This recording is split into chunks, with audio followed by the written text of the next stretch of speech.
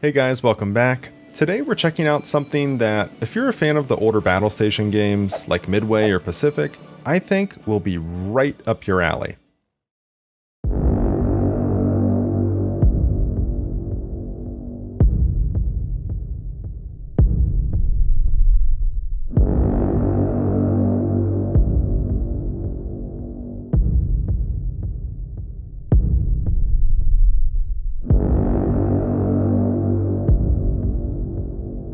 This is Task Force Admiral, a strategy game focused on recreating encounters that took place in the Pacific theater of World War II during some of its earlier phases, specifically 1942, as you take command of the most powerful sea projection weapon known to man at the time, a carrier battle group.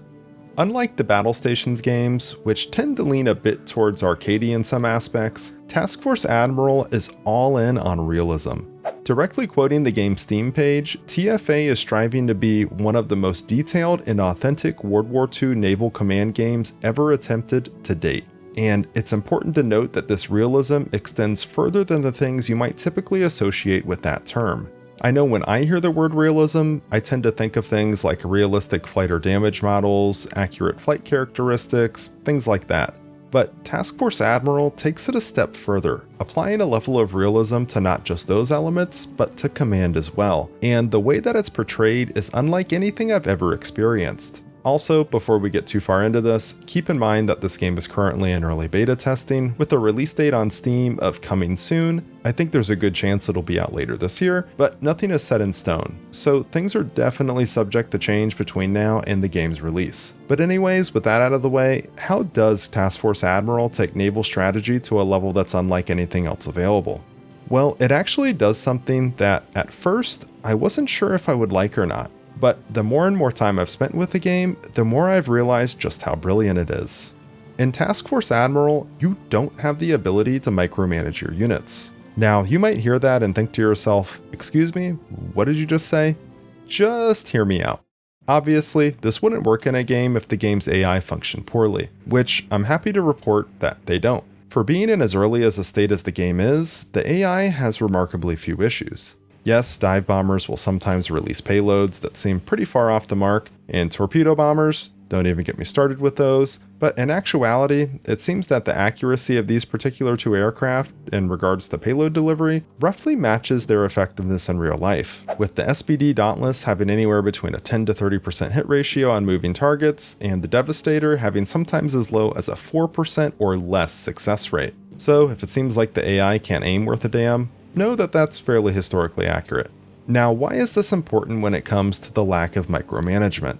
Well, firstly, the ability to take over and manually control an aircraft, like in the aforementioned Battlestations Midway or Pacific, would create an unfair balance of power between the CPU and player. In a game that strives to create the most realistic World War II naval experience possible, this is a huge no-no. Being able to manually control unit movements and actions, like in a traditional RTS game like StarCraft, would break the realism and skew things heavily in favor of the player. And it's not just the balance of power that it impacts, but also the immersion and experience of being the commander of a carrier battle group.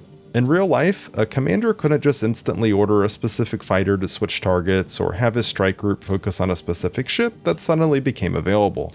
A lot of judgment calls were made instead by squadron or flight leaders. Reconnaissance was rarely, if ever, 100% up to date and in real time, so a lot of things could change in between the time a strike group launched for its intended target and when they arrived. Factor in the chaotic nature of having to navigate incoming AA fire, managing fuel and other limitations of airframes, often needing to maintain radio silence, and everything else that was involved in successfully returning alive from an attack run on an enemy battle group, it's easy to see why many important decisions were made by pilots in real time. There are multiple examples from the war where decisions like this led to shocking outcomes, including perhaps the most famous of all, when Enterprise Air Group leader Lieutenant Commander Wade McCluskey made a judgment call regarding the position of a Japanese fleet during the Battle of Midway. His decision ultimately led to the discovery and decimation of this fleet, and the day ended with two Japanese carriers, the Kaga and Akagi, out of commission. It's an incredible story that I highly suggest checking out. But the point of all this is just to emphasize that a lot of decisions regarding battles at the time were made by the folks out there doing the flying, not the fleet commanders themselves, and there really aren't that many games out there that replicate the feeling of just being in command. Task Force Admiral captures this perfectly. If you make a poor decision, like having a strike group prepped and ready to go on the flight deck when there's potentially an enemy attack coming in, you're screwed. You're not going to be able to scramble fighters and defend, at least not in a timely manner, and no amount of micromanagement is going to save you. You're forced to watch the incoming attack come in and just pray to whatever deity that those incoming bombs miss your carrier. In its current iteration, gameplay in Task Force Admiral comes in 2 available modes. Technically, there is a third available mode called Fleet Defense, which allows you to take direct control of an aircraft, but it's currently very bare bones, so we're not really going to be discussing that today. There's Scenario Mode, which allows you to choose from a specific, you guessed it, scenario. Currently, there's only one available, but you can kind of get an idea by looking here of what we might expect in the future, with different battles being broken up by date and location. As far as the scenario that we do have, it has a really impressive, fully voice-acted briefing that does a great job of explaining the situation at hand prior to deployment. The carriers USS Yorktown and USS Lexington were quite active and successful the day before. The American air groups managed to sink a light Japanese carrier with minimal losses, forcing the invasion force to loiter in fear of facing overwhelming odds on its way around the New Guinean Peninsula. In the meantime, the American carriers were left untouched. Japanese search efforts were rendered fruitless due to a number of mistakes and communication hurdles. Despite being spotted, Task Force 17 managed to escape the attention of enemy air power, as bombers from Rabaul focused fruitlessly on the Anzac Surface Combat Squadron, led by Admiral Crace, standing guard on the road to Port Moresby. As for the main Japanese carrier force, they attacked in droves the oiler USS Neosho and her escort USS Sims, mistakenly identifying them as a carrier force. Realizing their blunder, the Japanese aircraft launched a late afternoon search and destroy attack against the American carriers. Lost in bad weather, they were intercepted by American fighter cover and suffered crippling losses. Plus, to add insult to injury, they came across their target in darkness on their way home and even tried to land, mistaking the American carriers for their own. But the Americans know that it was far too much luck for one day. Admirals Tagagi and Hara are going to be doing everything they can to wash away the humiliation suffered the previous day and show the combined fleet that Carrier Division 5 crews are not to be trifled with. Now, Admiral Fletcher has elected not to send a surface fleet ahead so as not to weaken his protection screen and leave these ships vulnerable at daybreak, a move he will be heavily criticized for in the coming weeks. It's now up to you to decide what to do next. The position of the enemy carriers is estimated to be within combat range northeast of Task Force 17's current position, but no one can predict with any accuracy the moves of the enemy. Enemy opposition is deemed challenging. The Japanese air group's been badly hurt by their ill-advised evening attack hours ago, but they are still going to be packing a punch. Expect to be going toe-to-toe with about 60 to 70 enemy Zero fighters, dive bombers, and torpedo bomber crewed by professionals, some of them veterans of many campaigns.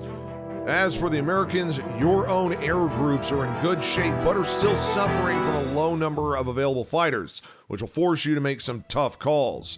Should you escort your bombers as a priority or protect your carriers? It's your job to figure out how to best prepare for the first real carrier-to-carrier engagement of the war. Your objective is to seek out the enemy carrier force, engage it, and inflict heavy damage to force the Japanese Navy to abandon its move against Port Moresby. You're retired to the south at the end of your operation. Good luck. Then there's Battle Generator, which lets you set up skirmishes. There's a number of different parameters you can adjust, like enemy location, carrier amounts, wind, weather, etc. But enough talk, let's hop into a live game so you can see for yourself what gameplay is actually like. So we just loaded into a game here, and we're going to go ahead and get set up, which, I mean, really the most important part of any battle, both in real life in the Pacific and in Task Force Admiral, is locating the enemy. So that is going to be our first order of business. But first we want to set up our map, which as we go through this, I'm not going to be super specific and explain every little detail to you, but I will cover what I think are the most important things or most important aspects of gameplay.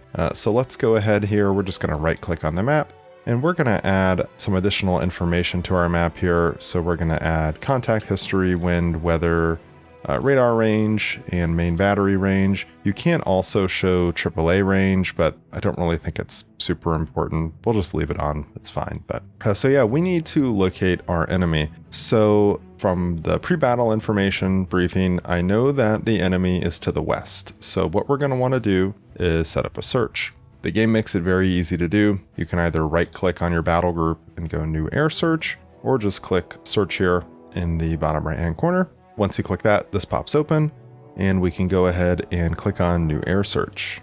We have a few options in this menu here. We're going to go ahead and select what type of aircraft we want to perform the search. Now, historically, Dauntlesses were used. However, I'm going to go ahead and use Devastators because I want to reserve as many Dauntlesses as possible. And we're going to set up our patrol strength, which we're going to go 8 because we're going to be expanding our search angle up to 90 degrees here. And we're also going to bump up to 15,000 feet because, as you can see by sort of these little white marks on the map, we don't really have a lot of cloud cover. So I think we'll be fine going up to that altitude. And we can also adjust our search radius. So you can either click to adjust it, or you can just click and hold. So we're going to go out to, we're going to do 400 kilometers. I think that should be fine. And desired takeoff, we're just going to do the earliest as possible. So we're not going to touch this, but if you did want to delay that, you could adjust that. And we're going to go ahead and click accept. So you can see on our timeline down here, it's going to start getting ready. Now, of course, we can't take off until sunrise, but when sunrise does come, our search group will be getting ready and taking off. We're also going to adjust the waypoint for our battle group. It's important to note that when conducting carrier operations, you have to be facing into the wind. So we're going to go ahead and change the direction our carrier is going. So we're going to go straight into the wind here, which you can see on the map. And we're going to move on to our next order of operations, which will be setting up a combat air patrol. So we can click into the fleet defense menu up here, which you can see there's also keyboard shortcuts if you prefer to go that route. And we're going to go ahead and create a new combat air patrol zone. And when you do this, it gives you sort of this default box. I like to adjust this and sort of put this box in between myself in the direction that I know the enemy is, which again, since we know they're to the west, we're going to go ahead and bump this out here. Put it about right here, and we'll just sort of extend it out a little bit. Give it a shape kind of like that. It doesn't have to be perfect. And we'll move on to actually setting up the patrol. Of course, we're going to be going with F4F Wildcats. I like to keep it at 3. Sometimes I'll experiment with 4 for the patrol strength, but it's just important to keep in mind that you're really doubling this number when you're setting up as far as how many aircraft are going to be reserved. Your patrols have to rotate in and out due to fuel restrictions. So, if you have a 3 patrol strength, you're going to be reserving 6 aircraft. Again, we're going to bump up to the maximum altitude here, and we're just going to click accept. And now we can see on the map there, cap area 1. We'll go ahead and hop over into the 3D view here and check out the Yorktown. As you can see, the sun is beginning to rise in the west over there, but we've got about an hour until actual sunrise, which is when operations will really begin. You can see some of the other ships of our battle group here, which is comprised of destroyers and cruisers, which, doctrine at the time was to surround the carrier with destroyers and cruisers for anti-aircraft purposes, and really use the carrier for offense, essentially. Of course, cruisers and destroyers do have main battery guns, but we most likely won't find ourselves getting in range of the enemy like that, so we shouldn't really have to worry about direct engagement. But yeah, let's go ahead and speed up time here, and we're going to get to the point where our search is actually taking off.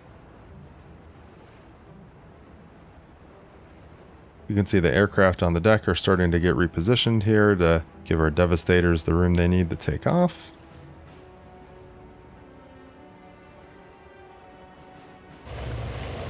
There's some engines running there, and any moment now they'll start rolling down the deck and take off the carrier.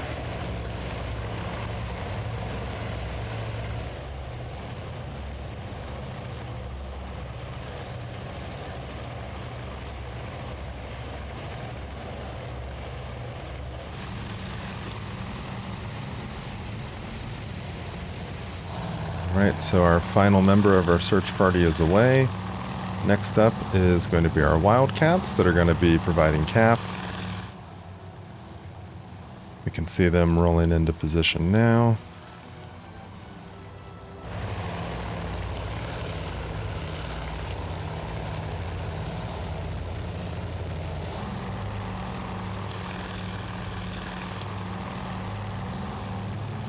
And once that third Wildcat gets off the deck, our cap will start heading to their position. And really now it's just a matter of locating the enemy carrier group and hoping that we do so before them. So we're going to go ahead and hop back into the map here. So we know that the enemy is to the west, and we have to kind of play a careful game of not getting too far out of range, while also at the same time being a bit unpredictable with our movement. So we're going to actually head to the west a little bit here. We're going to set our speed to 20 knots. And we're going to go ahead and start preparing a strike group. That way, when we do actually spot them, we'll have them on the deck and ready to go, which thankfully the game does allow you to set strike groups up like this. So we're going to click the strike button down here and go ahead and set up a strike. So we're going to go ahead and give ourselves an escort of 3 Wildcats and send a shit ton of dive bombers in the strike group, which we're going to go up to a total of 32, which seems to be a nice number in the strikes that I've run so far. Our spotting mode is going to be early spotting since we haven't spotted the enemy yet, and our departure mode is going to be deferred, which basically means that when the strike group takes off, they won't just immediately start heading towards the target. They'll circle the carrier until all aircraft are in the air, and then they'll depart at once. Loadout priority, we're going to go ahead and leave that on offensive, which if we choose endurance, we will only carry one 1,000 bomb per Dauntless, as opposed to the 1,000-pound bomb and 2 100-pound bombs. But I don't think range is going to be too big of an issue here. So we're going to go ahead and greenlight the strike. And they're going to go ahead and start getting prepped while we hopefully locate the enemy. So we're going to go ahead and go to our order of battle here, click on air. We're going to highlight our search mission. And we can see that throws the waypoints up on the map here.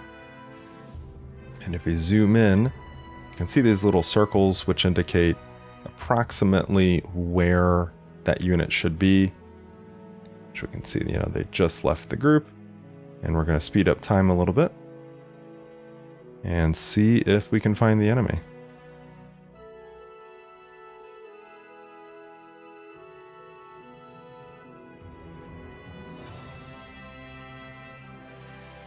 Which we can see we have, looks like an enemy contact, 2 aircraft. Although actually, so even though it's marked as yellow, that doesn't necessarily mean that it is an enemy. It could just be unknown.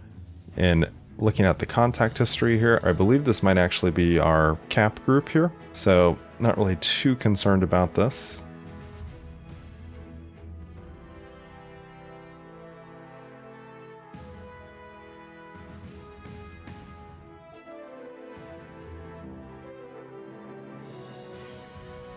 Yeah, see the route that they're taking, that's definitely our Wildcats out there. Which anytime you see a contact, let me just slow down time here. Anytime you see a contact, you can mouse over it. You can see, pretty valuable information such as, when it was last updated, how the contact came in, distance, how many aircraft, etc. Now, if this had been like 20 plus aircraft, that would mean there was a strike group incoming and we would need to be getting ready to scramble. So, but thankfully that's not the case here.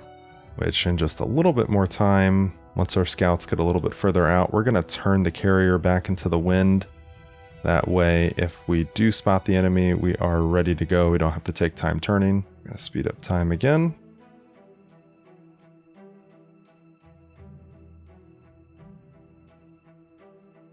I'm going to go back down to 1x time, and we're going to do just that. So we're going to take our waypoint and just click and drag it into the wind. And we're going to bump our speed back down to 15.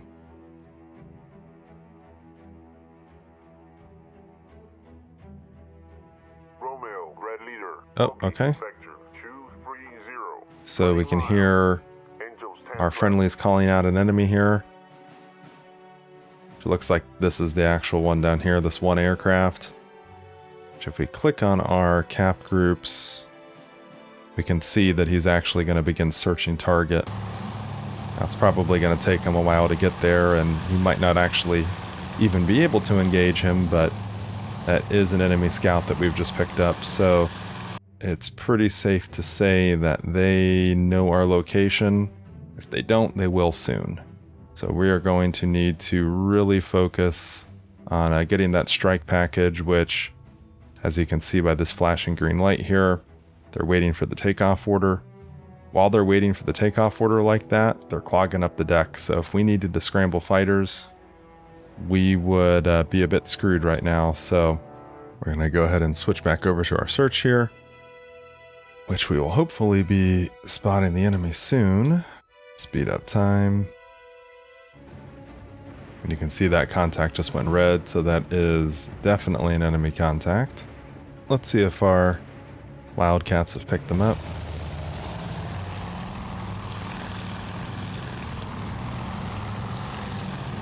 Oh yeah, they're on them.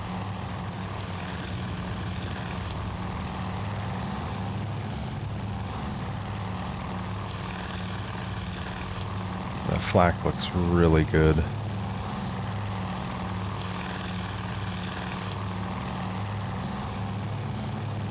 Yeah, so since they're so close to our fleet, they definitely know we're here now.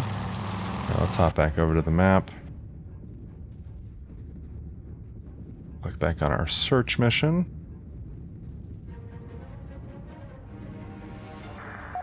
Alright, so we have eyes on the carrier group, which we're going to go back down to just 1x time. Let's see if we can actually get eyes on it.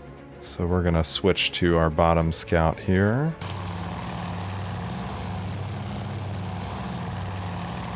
So we need to be looking... Let's see what direction they would be. Southwest, west-southwest. So let's see if we can see them.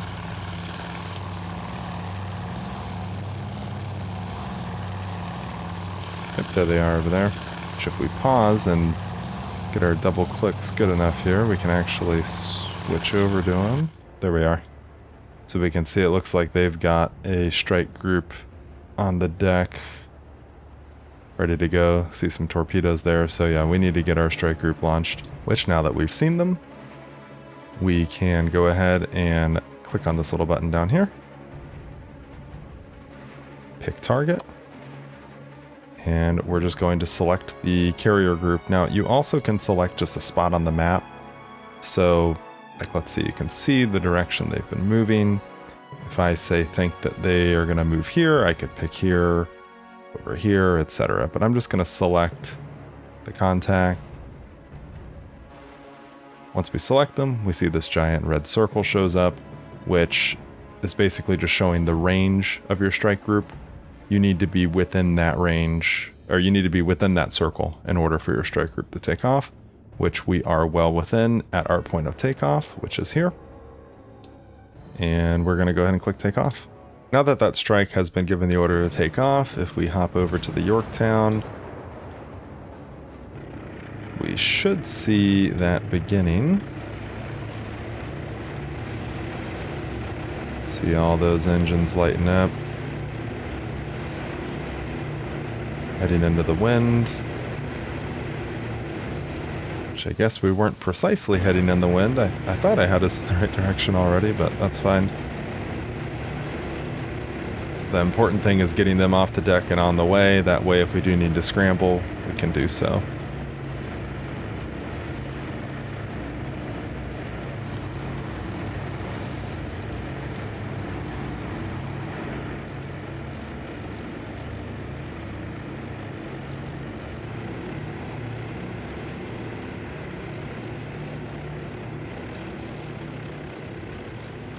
So as we can see here, our strike group is away, and thanks to that deferred departure that we did, they're all going as one, which it's really quite a nice sight seeing so many aircraft in one area at once. We'll hopefully be able to do some decent damage to that carrier once we get there. Just gotta hope we don't get intercepted along the way. We're gonna hop back over to the map here and see if we have any incoming strike groups, which it looks like we don't. But now that our strike group is away and we don't have to worry so much about our carrier heading, since we don't have to worry about facing into the wind, we're gonna go ahead and change up our course a bit here to hopefully try to throw a potential incoming strike group off a bit. So we're going to speed up to 25 knots and head due east. And then we'll throw another waypoint southeast of that one to try to change up our location a bit and hopefully dodge a potential incoming strike group. But now it's really just a matter of waiting for our strike to arrive, which we can see there is their flight path there. Seeing if an enemy strike comes in that requires us to scramble, and just sort of seeing how it plays out. So we're going to go ahead and speed up time here. There's a good likelihood our strike groups will be passing right by one another.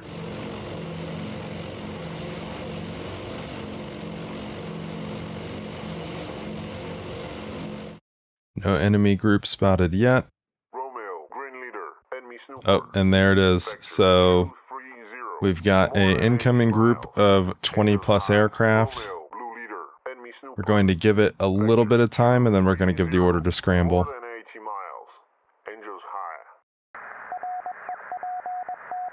And it looks like we have eyes back on the carrier group, so they're fairly close to where our strike is headed. They should be able to engage them from that point.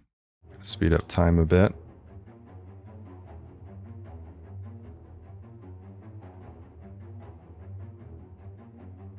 A little bit longer, we'll give the order to scramble. Which it looks like they're... I don't know if they're going to be close enough to intercept. We're going to go ahead and head directly into the wind again here. They might have anticipated that we were going to continue heading west at the time.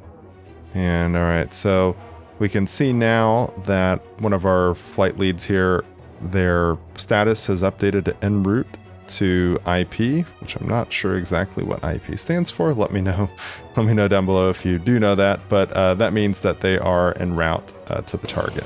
So if we look here, let's see if we can find the carrier. I'm not seeing it, but they are apparently.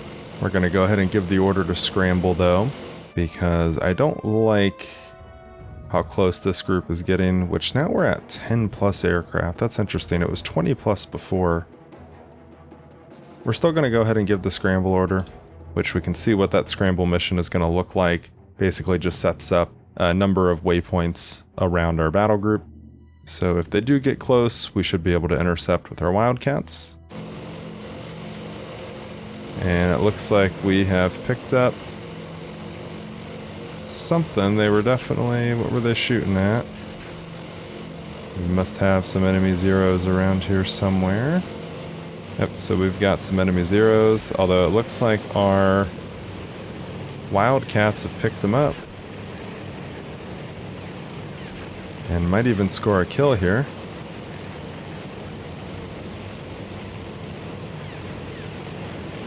And those Dauntlesses are starting to break. Ooh, cutting it a little close. And there's the enemy down there. Hopping over to the enemy carrier here, we can see they've still got a strike group sitting on the deck. It looks like a mixture of torpedo bombers and dive bombers, and they're trying to take off. Our strike might be able to get there in time and really do some serious damage to them. It's going to be close though. Don't see any Dauntlesses going down yet. Got a pretty healthy strike force coming in. And our first Dauntlesses are beginning their dive. And here we go. Let's see if we can score some hits on this carrier.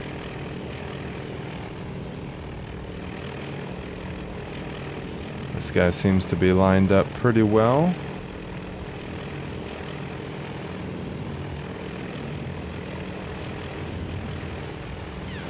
Bombs away. Let's see if any of these land. Some misses. Some misses. Come on, those planes are ripe. Misses, misses, misses. Lots of misses. This is not looking good. That might be it. More misses, more misses. Oh, some hits right on the deck. Misses. Come on. Oh, direct hit. Oh, I saw a couple enemy planes. More hits, more hits.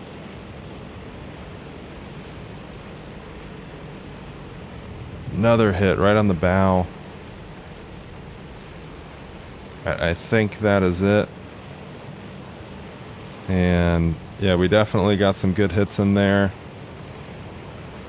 Don't know if they're going to be able to deploy anything. Also highly doubt that she's actually going to be going down. Can't see if the water line is going up on it or not. I don't think it is. Hop underwater here, see if I can see any holes in her. Props are still spinning. Definitely still operational. Don't think she's going to be sinking, but probably won't be deploying any aircraft anytime soon. And we can see our Dauntlesses here are making their return home. Beautiful view of that ship burning in the distance. And let's see if we can check on that enemy strike package that was coming in. It looks like they are heading back.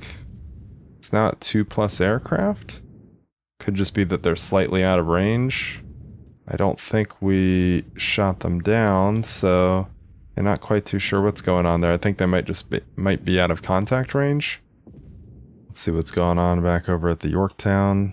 Looks like the Yorktown is still getting fighters ready to scramble. You can see the elevator open there and some Wildcats coming up. But yeah, I mean, that is really what Task Force Admiral is all about. It ultimately boils down to, locating the enemy, getting your strike group up, intercepting enemy strike groups, and, hopefully sinking enemy ships.